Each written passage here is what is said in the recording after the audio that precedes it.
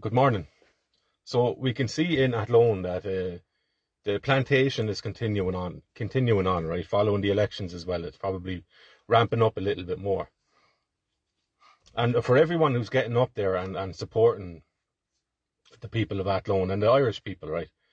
Fair play to you, absolutely fair play to you, because what you are up against is, I would suggest, an international system of colonization, right?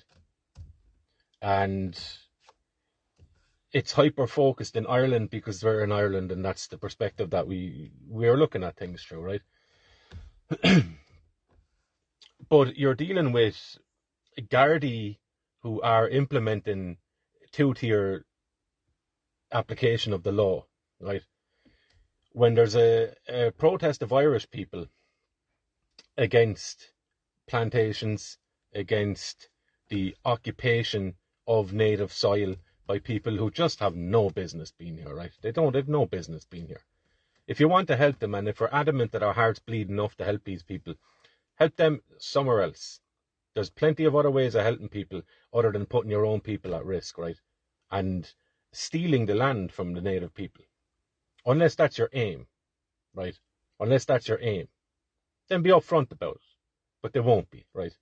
You've seen Roderick O'Gorman speaking to a woman at her door, out canvassing, and she brought up the fact that Roderick O'Gorman tweeted out in multiple languages to the world, essentially, to come to Ireland and you'll get your front door keys right within a certain period of time, right? And he blatantly just lied and said, that wasn't me. That wasn't me. I didn't do that. That's a far right myth, right? Fair enough, but the internet remembers. You go back and look. Go back and look at his timeline, right? You'll find some other interesting things on his timeline as well that certainly need to be looked at, right? Acronyms and another story, right?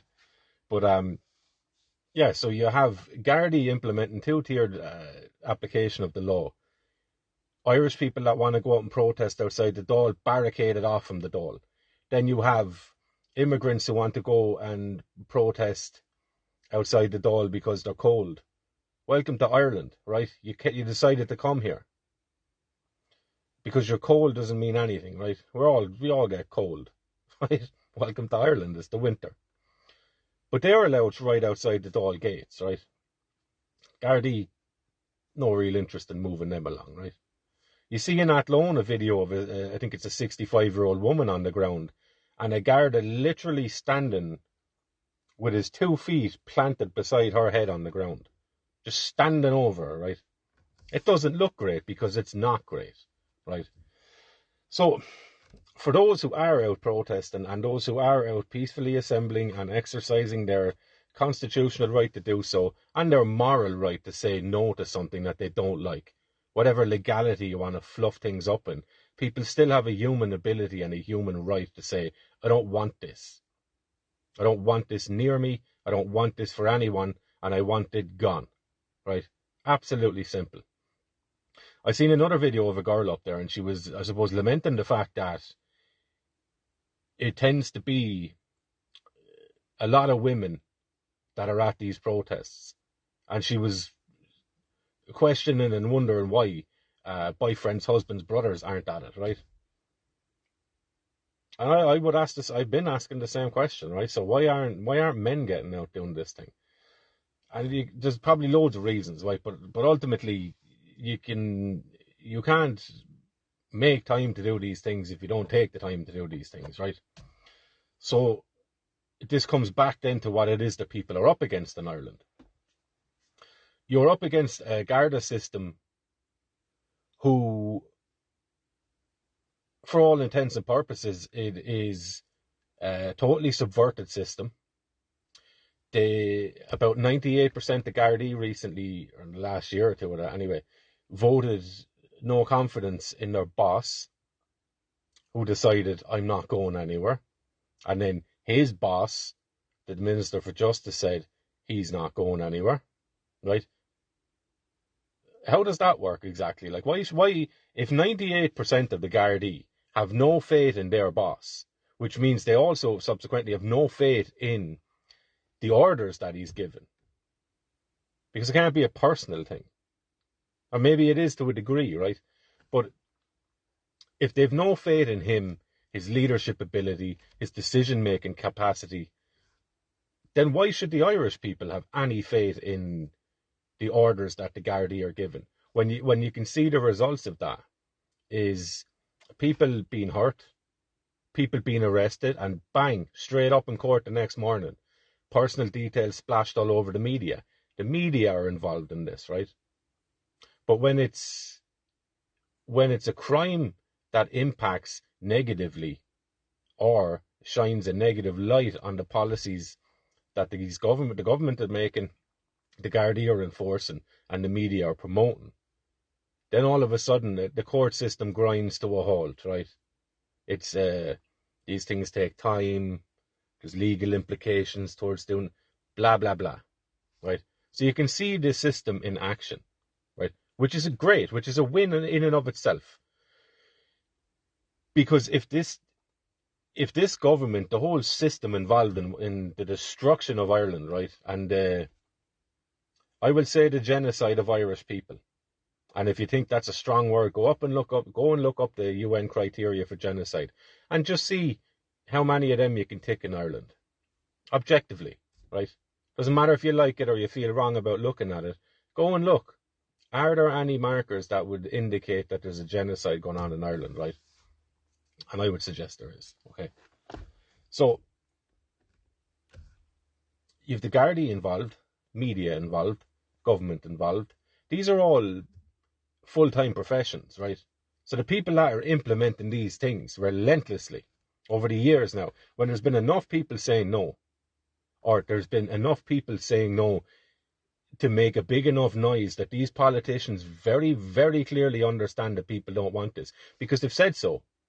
They understand that people don't want it, and they're going to continue on anyway. Nobody gets a veto, right?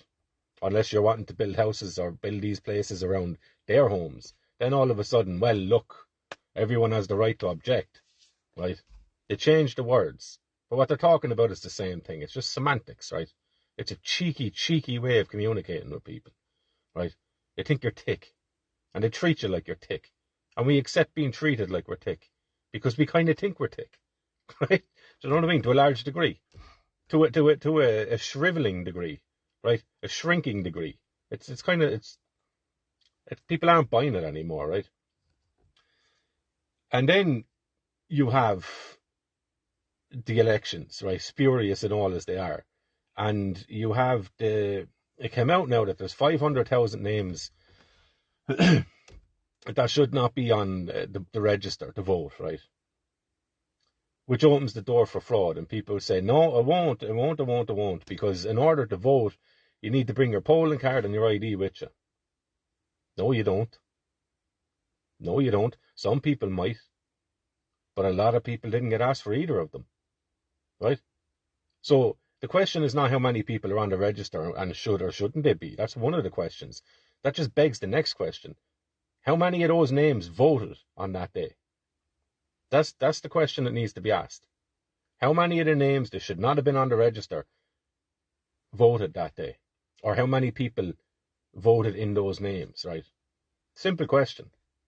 And if there is one, throw it all out.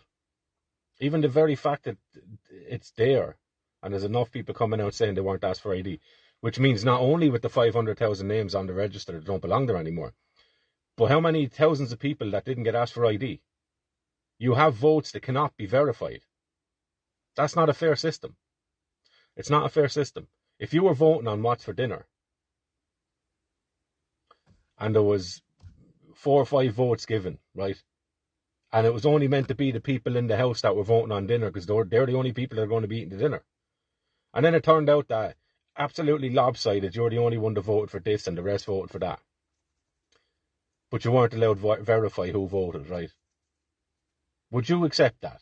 Tiny, stupid, silly example there. But you understand the principle behind it, right? If you cannot verify that something was legitimate, there is an asterisk and a question mark beside that thing up until the point where you can prove that it was verified. Right? Because that's the purpose of it. So back to Athlone. And the thing that you're up against, right? You're looking at people who are paid full time, overtime, and whatever other perks come along with that. They're retired, their pensions, all that sort of stuff. Any insider trading that they're privy to, right? Be based on the role and position that they have in the country as well, right? So you have people that are in full-time employment, and their job is to make this country a worse place. Their job is to make your life more difficult. Their job is to slowly squeeze you out of existence, off your territory, off your land, and into oblivion over the next 50 years or 100 years. That's their job. That's their job. They're being paid full time to go and do that. And then we're all neutered to a degree, right? Or handicapped to a degree, because we all have lives to live outside of this thing. We don't all have the ability to dedicate 18 hours of the day, 16 hours of the day to something, right? But people are trying, right? And they're doing the best that they can in their ability. They're spreading their time, their resources, their relationships quite thin, right? To try and do what they feel is good, what is right. To try and combat a system that is funded to destroy you. That's the business that they're in, is to destroy you, and they're paid very well for it. They're paid very well for it. But what do we have? The best currency in the world really is the truth. The truth, and a desire to see something better, and also a desire to stop something rotten from spreading and growing, right? And metastasizing across the country, as it has been, right? So, what can you do? If you don't want to get out and support these people, I would suggest you put a few quid in these people's pockets, or you feed these people, or keep these people warm, or share something about it. Talk about it. That's the lowest form of rebellion that you can have, right?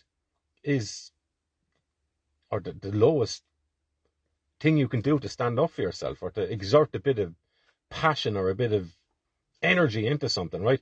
Is this just speak about it, right? Speak about it. Don't badmouth people that are out doing this thing just because you don't agree with it, or you're too scared to go and do it yourself. Because it tends to fall a lot in the latter, right?